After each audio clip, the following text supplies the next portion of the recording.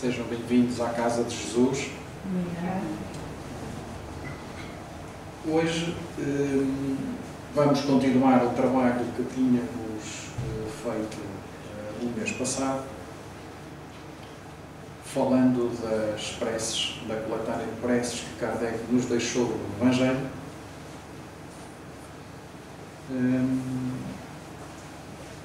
E não sei se vocês perceberam a prece da Fátima, mas hoje estava a ouvir com atenção o início e é tudo aquilo que nós vamos falar daqui a bocadinho.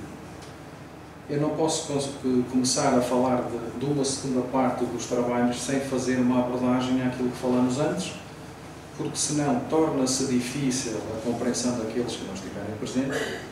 Mesmo os que estiverem presentes provavelmente já não se recordam na sua totalidade e, portanto, se calhar vamos fazer uma pequena abordagem para nós sabermos o que é a prece, como é que fazemos a prece, qual é a intenção da prece e o bem que ela faz, não só a nós, mas também aos amigos deste e do outro lado da vida. Começamos com o preâmbulo, que diz que os Espíritos hão dito sempre: a forma nada vale, o pensamento é tudo. Ora, pois, cada um segundo as suas convicções e da maneira que mais o toca. Um bom pensamento vale mais do que um grande número de palavras com as quais nada tenha o coração. E é verdade. Um dos principais fatores para que a prece realmente tenha efeito é o sentimento que nós carregamos a prece. Se nós fizermos, e vamos olhar aquilo que se calhar todos nós passamos por lá e ouvimos da Igreja Católica, foi-nos ensinado o Pai Nosso, a oração dominical, mas é dito a correr e nós nem sequer percebemos o que é que estamos a dizer. O que interessou foi decorar e dizer, e nós, enquanto crianças, quanto mais depressa melhor, porque depois, entretanto, íamos embora.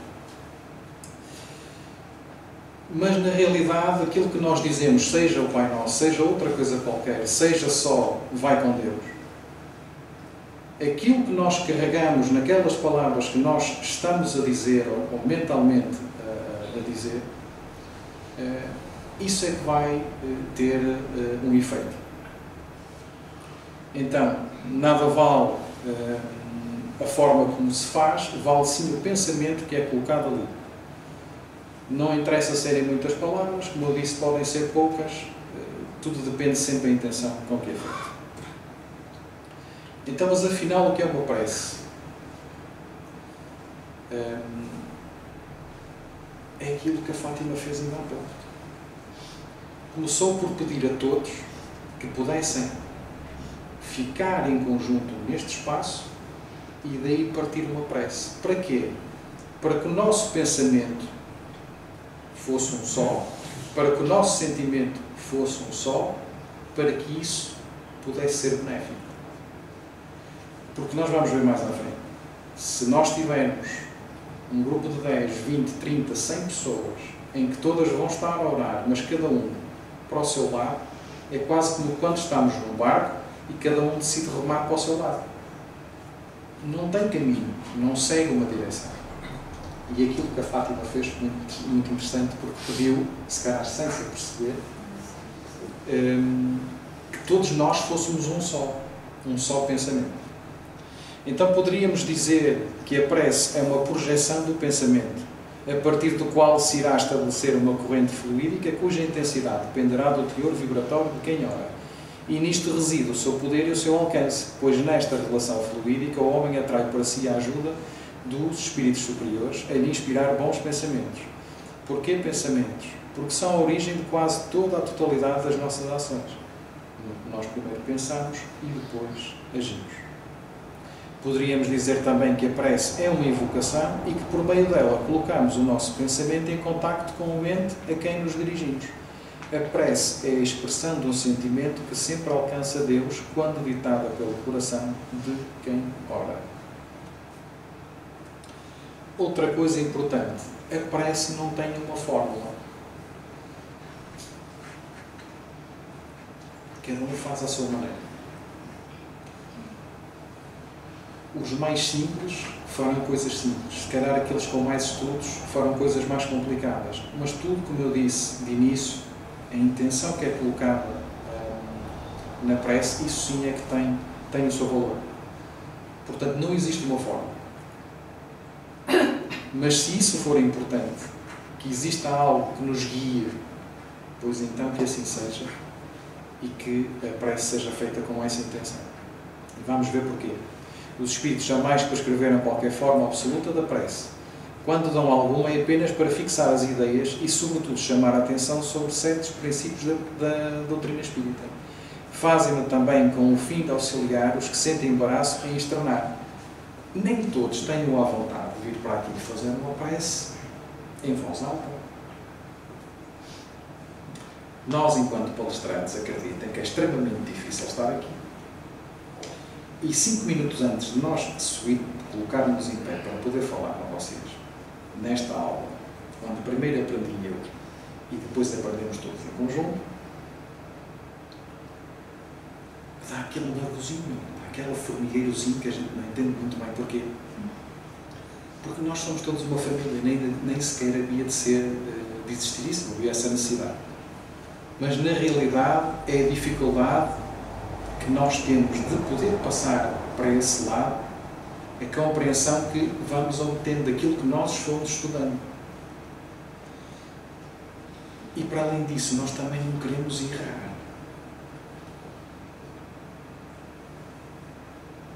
Porque senão fazemos um mau serviço à doutrina. Portanto, se é dada uma espécie de fórmula para que nós possamos ter a vontade de fazer uma prece, pois então assim seja. Alguns há que não acreditariam ter orado realmente desde que não formulassem seus pensamentos. É extremamente difícil, acredito. Mas se nós simplificarmos a coisa, vou-vos dar um exemplo. O que aconteceu ontem? Ontem não foi um dia muito bom para mim, no sentido em que tenho andado já uns dias com algumas dores nas costas, ossos do ofício, e então eu estava na fila do supermercado e estava uma senhora à minha frente, já tinha alguma idade, e doava 2 sacas enormes de compras. E a senhora não conseguia, ela nem conseguia pegar numa, quanto mais nas 2. E eu, com a dor nas costas, ofereci-me, porque achava que devia de fazer assim, este saco, eu largo este saco. E o carro está longe. E eu rezei para que o carro estivesse perto. Não estava longe. Mas pronto, acompanhei a senhora e ela ia pelo caminho, quase como se fosse a fazer uma prece para mim. Deus lhe pague, muito obrigado. Eu não sei de onde é que o senhor veio, eu não ia conseguir isto, ia ter que trazer o carro para aqui, depois vinha cá dentro, tinha ali uma logística enorme para fazer. Dizia, não, está tudo bem, senhora. Muito obrigado. Deus lhe pague, que eu não tenho moedas, eu fui fazendo assim umas piadas. Tenha o resto de um bom dia, que lhe corra tudo muito bem e que lhe dê saúde. E eu vim-me embora e até parecia que as costas até já me doíam tanto, e o dia correu lindamente. Eu diria que a senhora nem sequer se apercebeu que fez ali uma prece em meu benefício. E nós, se calhar, já fizemos isso a outros. E se calhar temos pessoas na nossa família ou no círculo de amigos que fazem para nós e não se apercebem, e nós também não. A intenção é que conta. Então, porquê a existência da coletânea no Evangelho? A coletânea de preces que este capítulo encerra representa uma escolha feita entre muitas que os Espíritos ditaram em várias circunstâncias. Eles, sem dúvida, podem ter ditado outras e, em termos diversos, apropriadas a certas ideias ou a casos especiais. Mas pouco importa a forma se o pensamento é essencialmente o mesmo. O objetivo da prece consiste em elevar a nossa alma a Deus. A diversidade das fórmulas nenhuma diferença deve criar entre os que nele creem, nem ainda menos entre os adeptos do Espiritismo, porquanto Deus as aceita todas quando sinceras. O Espiritismo reconhece como boas as preces de todos os cultos, quando ditas do coração e não de lábios somente. Nenhuma impõe, nem reprova nenhuma. Deus, segundo ele, é sumamente grande para repelir a voz que lhe suplica ou lhe entoa louvores, porque o faz de um modo e não do outro. Quem quer que lance anátema às preces, que não estejam no seu formulário, provará que desconhece a grandeza de Deus. Portanto, a qualidade principal da prece é ser clara, simples e concisa, sem fraseologia inútil, nem luxo de epítetos, que são meros adornos de lantejoulas. Cada palavra deve ter alcance próprio, despertar uma ideia, pôr em vibração uma fibra da alma. Numa palavra, deve fazer refletir. Somente sob essa condição pode a prece alcançar o seu objetivo. De outro modo, não passa de ruído. Entretanto, notai com que ar distraído e com que volubilidade elas são ditas na memória, na maioria dos casos. Vêem-se lábios a mover-se, mas pela expressão da fisionomia, pelo som mesmo da voz, verifica-se que ali apenas há um ato maquinal, puramente exterior, ao qual se conserva indiferente a alma. Que era aquilo que eu dizia quando nós éramos pequeninos e íamos à catequese, que dizíamos o Pai Nosso e a Ave Maria assim a correr. Não tiveram o cuidado de explicar o que aquilo significava, nem a importância que tinha. Não adianta cantar uma música se nós não soubermos a letra, se nós não soubermos as notas. E só quando soubermos estas duas coisas e compreendermos aquilo que o autor da música nos quis dizer, então aí sim nós seremos a música. E enquanto nós não formos, nós temos que aprender muito, temos que estudar. Quando eu digo que o Evangelho é para estudar, é assim para estudar. Se vocês me perguntarem se eu estudo todos os dias, não. Nem sempre, mas gostaria. Mas é um manual de boa conduta e tem muita coisa que nós podemos retirar para as nossas vidas, para o nosso dia-a-dia, ajudando não só a nós próprios, mas também aqueles que nos rodeiam, no local de trabalho, na família, nos vizinhos. E às vezes nós devemos e temos essa obrigação de fazer uma prece por aqueles que não gostamos assim tanto. Porque não só faz-lhe bem a ele, mas faz ainda melhor a nós. É para nós não ganharmos rancor. Não ganharmos rancor. Então estão divididas em 5 categorias as preces constantes nesta coletânea. São as preces gerais, preces por aquele mesmo que ora, preces pelos vivos, preces pelos mortos, preces especiais pelos enfermos e pelos obsidiados. Com o propósito de chamar de maneira especial a atenção sobre o objeto de cada prece e de lhe tornar mais compreensível o alcance, vão todas precedidas de uma introdução preliminar, de uma espécie de exposição de motivo, sob o título de prefácio. E isto foi aquilo que nós vimos no anterior trabalho. Quando entramos nas preces, e nós vamos falar muito pouco, quer dizer, vamos falar só de duas, porque isto depois aplica-se às outras também, mas porque daria para fazer aqui uma palestra, se calhar, de umas quantas horas. Nas reuniões espíritas, e nós podemos transportar isto para o nosso Evangelho no lar, tudo tem uma sequência. Tudo tem uma sequência. E aqui Mateus diz-nos assim: onde quer que se encontrem 2 ou 3 pessoas reunidas em meu nome, eu com elas estarei. Mas se for uma também. Jesus queria aqui dizer mais qualquer coisa. Então, no prefácio, Kardec diz-nos que estarem reunidas em nome de Jesus 2, 3 ou mais pessoas não quer dizer que basta se achem materialmente juntas. É preciso que estejam espiritualmente em comunhão de intentos e de ideias para o bem. Aquilo que a Fátima fez aqui, desculpa estar a falar, ao orientar-nos para nós podermos mentalizar o local e aquilo que nós íamos fazer, que era a prece, foi um pouco isto. Era muito bom que todos estivéssemos aqui, todos com o mesmo pensamento, com o mesmo sentimento, com as mesmas ideias, entre aspas, porque isso teria uma ação muito mais benéfica para todos aqueles que nós não vemos, para nós também, mas para todos aqueles que nós não vemos e todos aqueles que estão lá fora. E vocês perguntam assim, mas estão lá fora? Como é que estão lá fora? Sim, há muitos que não conseguem entrar. E vão estando lá fora, vão ouvindo aquilo que nós estamos a dizer aqui e quando estiverem preparados, então sim, entrarão. Jesus, então, ou os espíritos puros que o representam, se encontrarão na Assembleia. Que pode ser, vamos passar isto uma coisa mais pequena, que pode ser em nossa casa no Evangelho do Lar. O Espiritismo nos faz compreender como podem os espíritos achar-se entre nós, como parecem com o seu corpo fluídico ou espiritual e sobre a aparência que nos levaria a reconhecê-los se tornassem visíveis.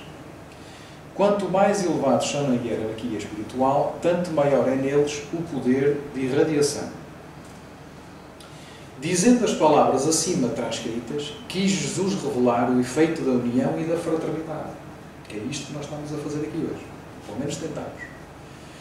O que o atrai não é o maior ou menor número de pessoas que se reúnam, pois em vez de 2 ou 3, houvera ele poder dizer 10 ou 20, mas o sentimento de caridade que reciprocamente as anima. Ora, para isso, basta que elas sejam 2. Contudo, se essas 2 pessoas oram cada uma para o seu lado, embora dirijam-se ambas a Jesus, não há entre elas comunhão de pensamentos, sobretudo se ali não estão sob o influxo de um sentimento de mútua benevolência. Ora, aí está. Temos 2 pessoas a fazer o Evangelho do Lar, que estão num barco, uma rema para a esquerda, outra rema para a direita. O barco vai sair do sítio. Qual é o objetivo do Evangelho do Lar? Qual é o objetivo dessa reunião que nós fazemos em casa? Para além de nós aprendermos o Evangelho, para além de nós nos beneficiarmos porque vamos ter a companhia dos Espíritos protetores, dos nossos anjos da guarda, também vamos trazer alguns que têm necessidade de ouvir aquilo que nós vamos dizer. Só que se um estiver a puxar para um lado e o outro estiver a puxar para o outro, acreditem que o trabalho não se vai realizar da melhor maneira. Vai-se realizando. Vai-se realizando. Por isso a importância, eu vou reforçar aqui mais uma vez, quando nós vamos aqui para a sala de passes, era importantíssimo que todos estivessem no orar, mentalizando e pedindo ajuda para aqueles que vão receber o passe, sejam eles encarnados ou desencarnados. Essa comunhão de sentimentos, essa comunhão de fluidos que se vai realizar aqui dentro, isso vai ser o remédio para aqueles que ali estão. Mais importante ainda seria se, em vez de nós sairmos, continuássemos nos locais e continuássemos orando. Aqueles que já se beneficiaram podem continuar fazendo o trabalho para os outros que se vão beneficiando.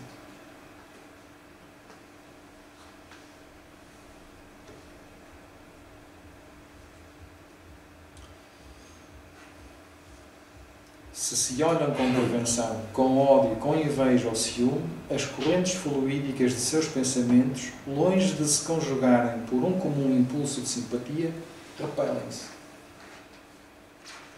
Nesse caso, não estarão reunidas em nome de Jesus, que então não passa de pretexto para a reunião, não tendo esta por verdadeiro motivo. Isto está no capítulo, no capítulo 27, item 9. A necessidade de nós nos mantermos num só pensamento. Segue-se que, se numa assembleia numerosa, somente 2 ou 3 pessoas se unem de coração pelo sentimento de verdadeira caridade, enquanto as outras se isolam e se concentram em pensamentos egoísticos ou mundanos, e ele estará com as primeiras e não com as outras. Porquê? São aquelas que vão ajudar, são aquelas que vão ser intervenientes na ajuda que se vai realizar. Muitos daqueles que se sentam ali para receber o passe não vão receber nada, vão doar. Porque é este vai e vem de fluidos e de energias que vão beneficiando uns e outros. Só que nós não imaginamos isso. O facto de alguém se sentar ali. Imaginem que alguém... Imagine eu. Tenho uma pessoa de família doente. Sento-me ali e vou mentalizar a pessoa e vou pedir ajuda para a pessoa. Acreditem que essa pessoa vai receber ajuda. Porque o nosso pensamento é o elo de ligação entre este ponto e a pessoa. Esteja ela no hospital, em casa, lá fora, no carro, não interessa. Até pode estar a trabalhar. E nós às vezes no trabalho sentimos assim uma espécie de calorzinho e foi alguém que nos veio abraçar. Ou foi alguma coisa que chegou ali para nos ajudar. Só que nós não estamos atentos e nós não nos apercebemos.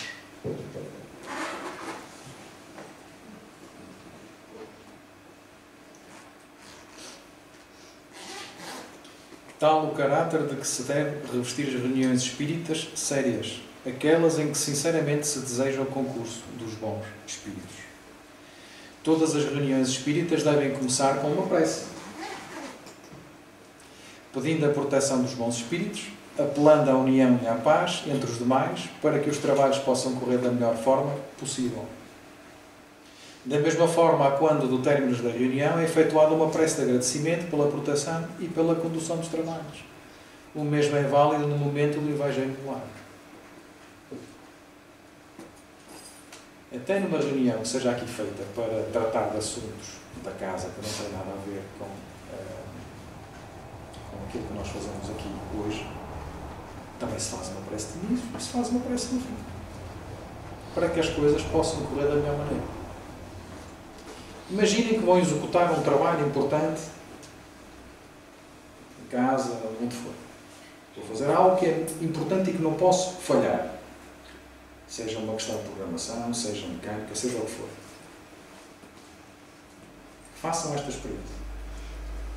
Parem 2 minutos. Mentalizem o vosso anjo da guarda. Não interessa se já foi homem, se foi mulher, não interessa. Mentalizem. Mas se vos ajudar que seja homem, pensem em alguém, que seja do sexo masculino. E peçam ajuda. Eu vou fazer este, aquele outro trabalho. Preciso estar concentrado, preciso que as coisas corram da melhor forma. Então peço-te ajuda. Possa estar aqui comigo nestes 30, 40, 2, 3 horas. O trabalho vai fluir melhor, acredito. Nós temos vários relatos de médicos espíritas, aprendizes de espíritas, que nós somos, e que fazem uma prece antes de começar uma operação e depois até dizem que, às vezes até parece que nem são eles que fazem, parece que as mãos se movimentam sozinhas. Pois é. Só que para isso requer que nós tenhamos equilíbrio, não só naquele dia, mas pela nossa vida fora, o que não é fácil. E temos que ser muito perseverantes, temos que ser muito insistentes para nos irmos autocorrigindo. Vamos falhar muitas vezes. Claro que sim. Mas vamos pedindo ajuda. Para os médiuns, diz-nos Atos, nos últimos tempos, diz o Senhor, difundirei do meu Espírito sobre toda a carne. Vossos filhos e filhas profetizarão. Vossos jovens terão visões e vossos velhos sonhos. Nesses dias difundirei do meu Espírito sobre os meus servidores e servidoras, e eles profetizarão.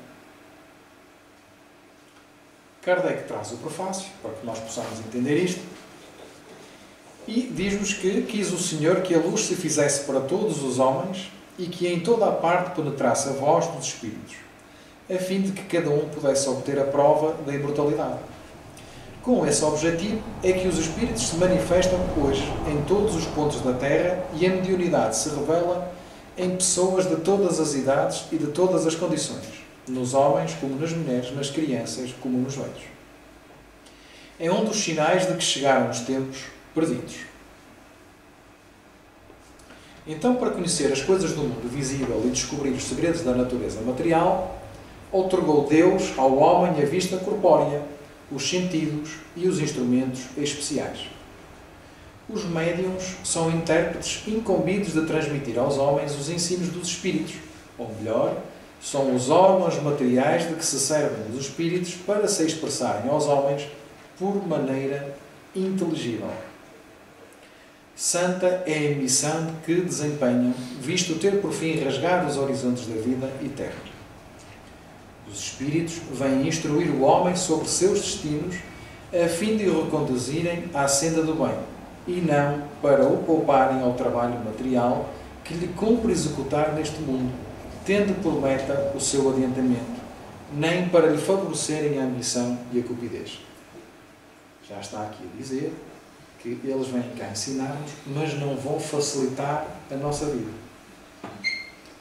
Quando nós regressamos a este mundo, reencarnamos, já vimos com o livrinho dos afazeres e dos deveres que temos. Corrigir coisas do passado, muitas. Tentar ser melhor pessoa. Eu costumo dizer muitas vezes que nós somos um viajante com a mochila aberta.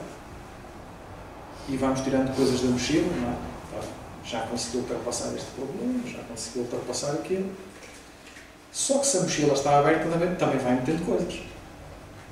E às tantas mete mais do que aquilo que sai. E por isso é que temos a felicidade de Deus nos permitir que nós voltemos cá muitas vezes para poder aprender um pouco quando aqui estamos, saber que na próxima temos outra oportunidade e que na próxima vamos tentar melhorar qualquer coisa. Portanto, o Espírito vem aqui para dizer assim, olha, eu fiz isto, vejam como eu estou, não façam igual.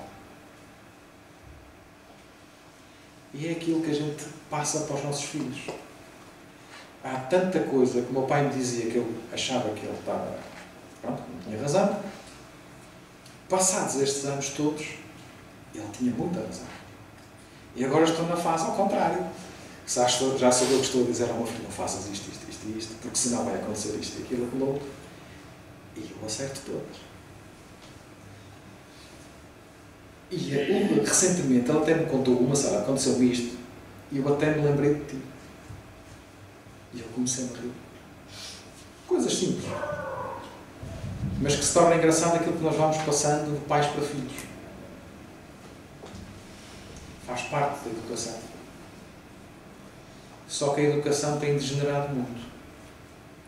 E os culpados somos nós, pais, que não passamos os devidos valores para as nossas crianças. Um dia mais tarde essas crianças vão ser pais e não vão ter nada que passar aos seus filhos. É uma tristeza. Será que nós conseguimos reverter isso? Claro. Só que se calhar vamos andar aqui mais umas quantas encarnações.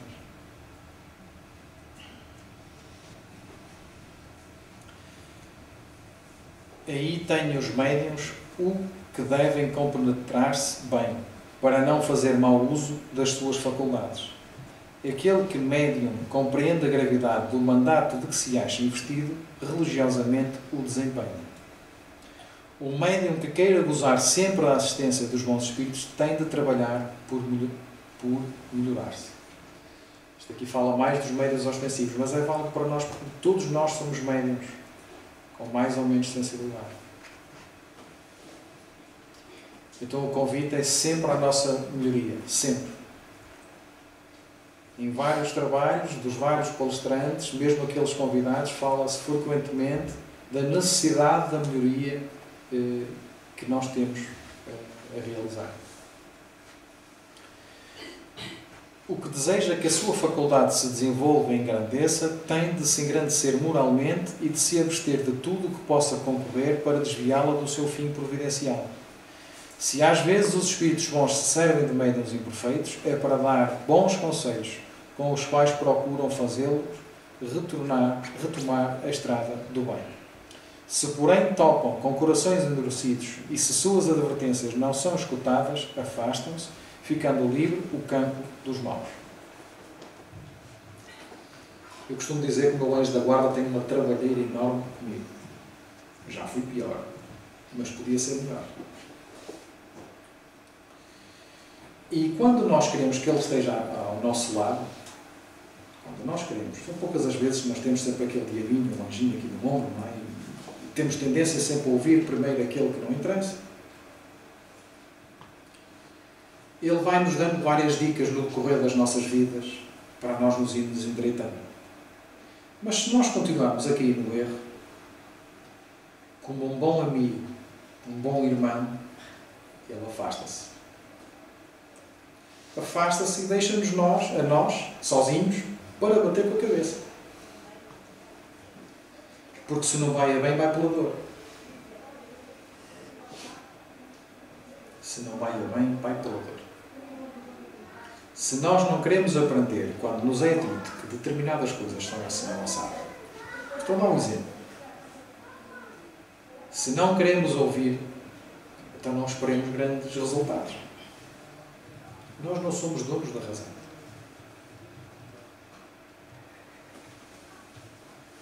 Então, quando nós estamos na maior aflição, na maior dificuldade, aí sim nós conseguimos fazer uma prece sentida. Porque dói. E quando dói, nós temos aquele sentimento que nasce de nós e nós pedimos ajuda verdadeiramente. Na dor. Porque quando está bem, ninguém se lembra.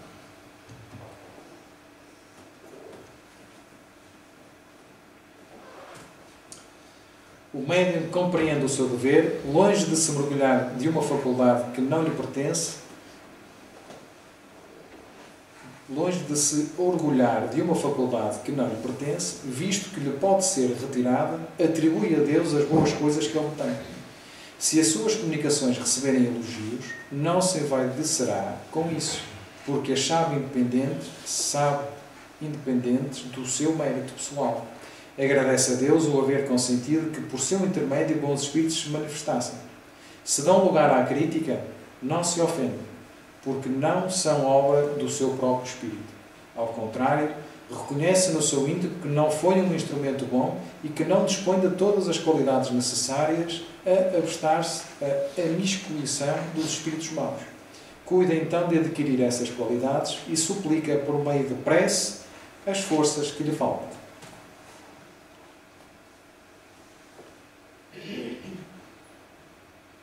E esta é um exemplo de uma prece para que nós possamos ter esse exemplo de perceber.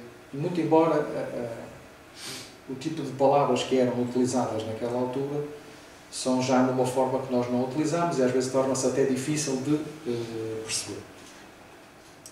Então a prece diz assim, e tentar perceber da melhor forma. Deus, omnipotente, permite que os bons espíritos me assistam na comunicação que solicito.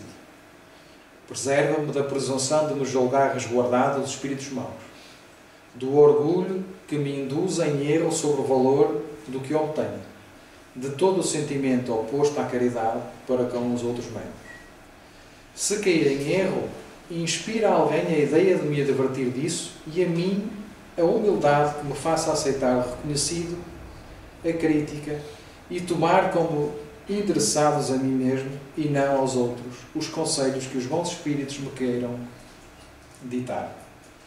Se for tentado a cometer abuso, no que quer que seja, ou me envaidecer da faculdade que te aprove conceder-me, peço que me a retires, de preferência a consentir seja ela desviada do seu objetivo providencial, que é o bem de todos e o meu próprio avanço moral.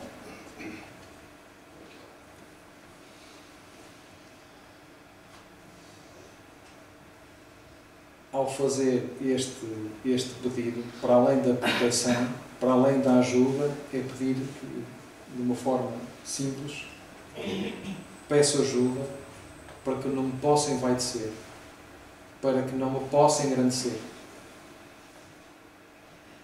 Porque aí é fácil cair pelo caminho. Nós temos que entender, aqueles que são médiuns ostensivos, é necessário entender que a dádiva, aquilo que nos foi dado, não é para tirarmos proveito daquilo a não ser ajudar o próximo. Porque aquilo não é nosso. Não somos nós.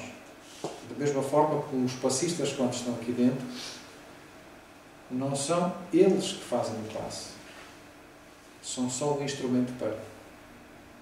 E é assim que tem que ser, que tem que pensar. Porque eu não sou ninguém. Eu, sou João, tenho a minha vida, e aquele trabalho que é feito ali santamente, de forma digna, são eles que o fazem, não somos nós.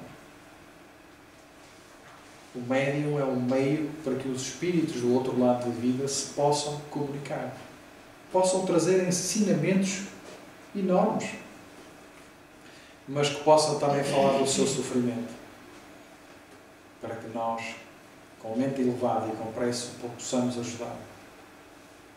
Vocês não imaginam a quantidade de sofredores que se comunicam nas coisas mais fúteis, ou porque deixaram cá dinheiro, terrenos, e agora não têm, porque nós não levamos nada para o outro lado, ou porque estavam zangados com esta ou determinada pessoa e agora percebem-se e querem tentar compor a coisa e não conseguem. Vou dar vários exemplos, não quer dizer que seja realmente assim, realmente no sentido de dar exemplos concretos. Também é preciso ter em consideração o respeito. Importante para nós, que é aos nossos anjos guardiães e aos espíritos protetores, são aqueles que nos vão acompanhando no nosso dia-a-dia, nas nossas dificuldades, nas nossas burrices, mas também nos bons atos, nos bons pensamentos. Então Kardec diz-nos que todos temos ligado a nós, desde o nosso nascimento, um espírito bom, que nos tomou sob sua proteção. Desempenha junto de nós a missão de um pai para com seu filho. É de nos conduzir pelo caminho do bem e do progresso através das provações da vida. Sente-se feliz quando correspondemos à sua solicitude, sofre quando nos vê sucumbir, seu nome pouco importa, pois bem, pode dar-se que não tenha nome conhecido na terra. Além do anjo guardião, que é sempre um espírito superior, temos espíritos protetores que, embora menos elevados, não são menos bons e magnânimos. Contamos-los entre amigos ou parentes ou até entre pessoas que não conhecemos na existência atual. Eles nos assistem com os seus conselhos e, não raro, intervindo nos atos da nossa vida. E então vamos voltar aqui ao Livro dos Espíritos, com a questão 459, quando perguntamos aos amigos do outro lado da vida se os espíritos influem em nossos pensamentos e em nossos atos. E eles respondem dizendo-nos que muito mais do que imaginais. Influem a tal ponto que, de ordinário, são eles que vos dirigem. Portanto, o nosso livre-arbítrio é assim, deste tamanho, porque nós recebemos influências diariamente, boas e más. Grande parte das decisões que nós tomamos, boas e más, são sugeridas, não são nossas. De par com os pensamentos que nos são próprios, outros haverá que nos sejam sugeridos.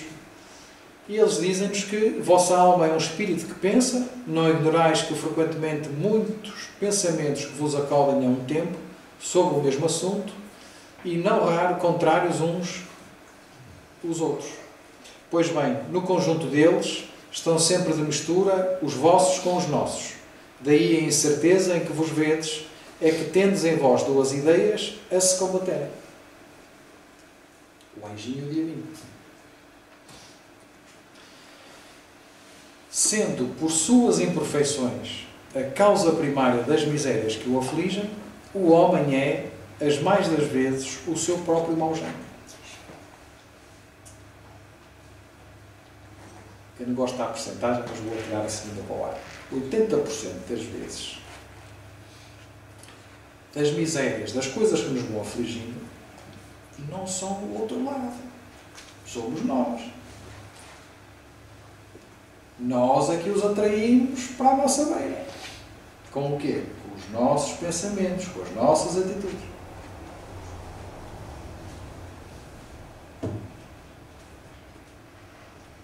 Não culpemos tanto os espíritos quando somos nós que às vezes obsediamos. A prece aos anjos guardiães e aos espíritos protetores deve ter por objeto solicitar-lhe a intercessão junto de Deus, pedir-lhes a força de resistir às más sugestões e que nos assistam nas contingências da vida. Por que não fazer isso ao sair da cama? Rodamos assim para lá, pernas no chão, 30 segundos, e pedir ao anjo da guarda que nos assista para o dia que aí vai. Agradecendo o sol para quem vai trabalhar quando já é dia, agradecendo a oportunidade porque ainda se respirarmos temos mais um dia para poder corrigir aquilo que nós fomos fazendo em outras vidas, ou até nesta, e ajuda para o dia.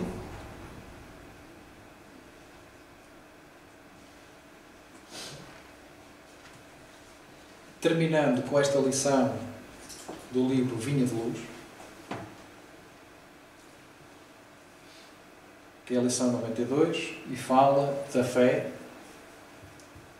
que é outra coisa que nós nos esquecemos quando tudo corre bem.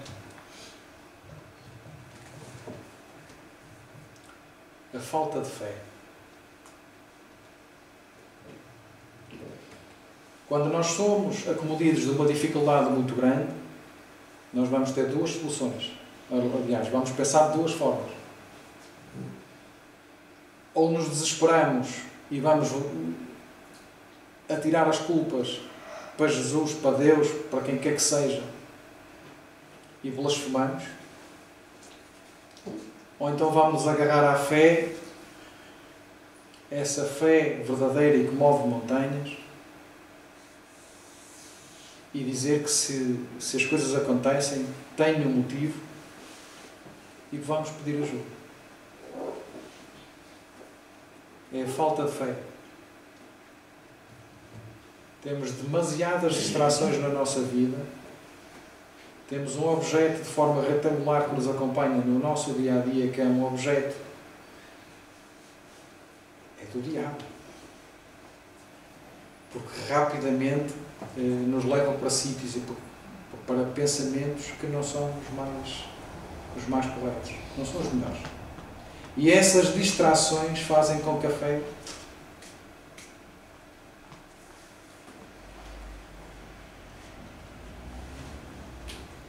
Então o objetivo da fé diz-nos que alcançando o fim da vossa fé, que é a salvação das vossas almas.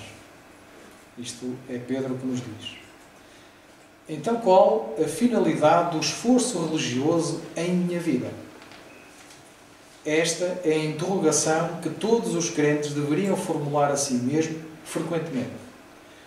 O trabalho de autoesclarecimento abriria novos caminhos à visão espiritual. Raramente se entrega o homem aos exercícios da fé, sem espírito de comercialismo inferior. Comumente, aconteceu aqui qualquer coisa, buscasse o templo religioso com a preocupação de ganhar alguma coisa para o dia que passa. Raciocínios elementares, contudo, conduziriam o pensamento a mais vastas ilações. Seria a crença tão somente recurso para facilitar certas operações mecânicas ou rudimentares da vida humana? Os irracionais, porventura, não as realizam sem maior esforço? Nutrir-se, repousar, dilatar a espécie são característicos dos próprios seres embrionários. O objetivo da fé constitui realização mais profunda. É a salvação a que se reporta a boa nova, por excelência. E como Deus não nos criou para a perdição, Salvar, segundo o Evangelho, significa elevar, purificar e sublimar, intensificando-se a iluminação do Espírito para a vida eterna.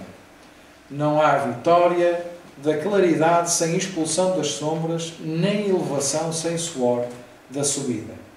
A fé representa a bússola, a lâmpada acesa a orientar-nos os passos através dos obstáculos. Localizá-la em ângulos inferiores do caminho é um engano de consequências desastrosas, porque, muito longe de ser uma alavanca de impulsão para baixo, é a asa libertadora a conduzir para cima. Quem nos traz é Francisco Canto de Xavier. Este era o trabalho de hoje. Tudo aquilo que foi dito pode ser aplicado depois também às outras preces. Mas eu convidava que vocês fossem ler um bocadinho do Evangelho. Vejam o prefácio, porque está muito bem explicado o porquê da necessidade da prece para aqueles determinadas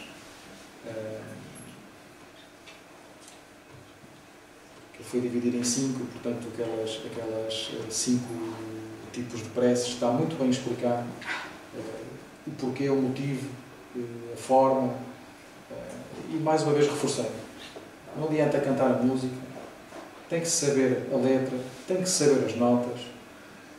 Um dia cantaremos a saber tocar e a saber a letra e aquilo que ela nos diz. Oxalá um dia, se calhar o mais próximo quanto possível, possamos ter a música que outros vão ouvir e vão fazer aquilo que nós já fizemos. Mas para isso é preciso ter vontade, é preciso trabalhar, é preciso orar muito, é preciso pedir por nós, é preciso pedir pelos outros, é tentar fazer um mundo melhor. E isto é como se fosse um contágio. Porque se nós temos uma atitude diferente à nossa volta, sem que nós nos apercebamos, vamos conseguir moldando os outros, não pelo aquilo que nós dizemos, mas pelas nossas atitudes. E mesmo para terminar, só dizer que, já contei isto aqui algumas vezes, que um dia um amigo me disse que eu estava diferente. E eu ri. Porque realmente eu fiz mudanças muito grandes na minha vida. Podia ter feito mais, podia. Mas fiz mudanças muito grandes na minha vida. E ele lutou. Não porque eu lhe tivesse dito, mas porque fui largando alguns vícios. E esses ele lutou fácil. Continua com os vícios. Mas melhorou muito. Um deles, que era o álcool, melhorou enormemente. Porque se tornava uma pessoa, às vezes, inconveniente e agora não. Sabe que tem aquela medida e não ultrapassa. Se me perguntarem se ele é aprendiz de espírita, não. Eu acho que ele nem veio aqui nenhuma vez. Mas, no entanto, aqueles que convivem com ele, com as suas atitudes, foram mudando. E ele próprio sentiu a obrigação de mudar. Então, possamos ser um pouco melhores hoje do que amanhã. Hoje, melhor hoje do que ontem. E amanhã melhor do que hoje, que é isso que eu queria dizer. E convidava a todos, então, que pudéssemos unir as nossas mentes num bem só. Orando a Jesus, nosso Mestre Divino,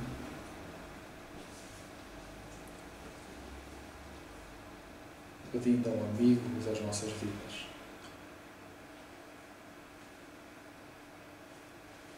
ao pastor, que guia as suas ovelhas, não deixando nenhuma para trás. Pedindo que Ele possa estar connosco esta noite,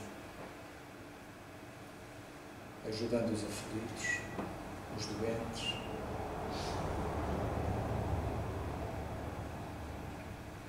que todos possamos beneficiar dessa ajuda, aos encarnados, aos desencarnados, aos amigos, mas também aos menos amigos.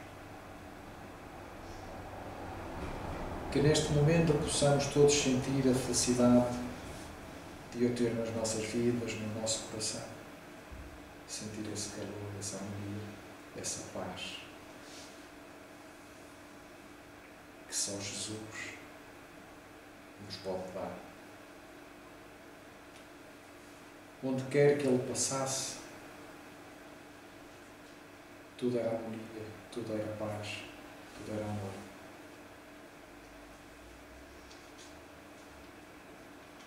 Aqueles que tinham fé foram curados.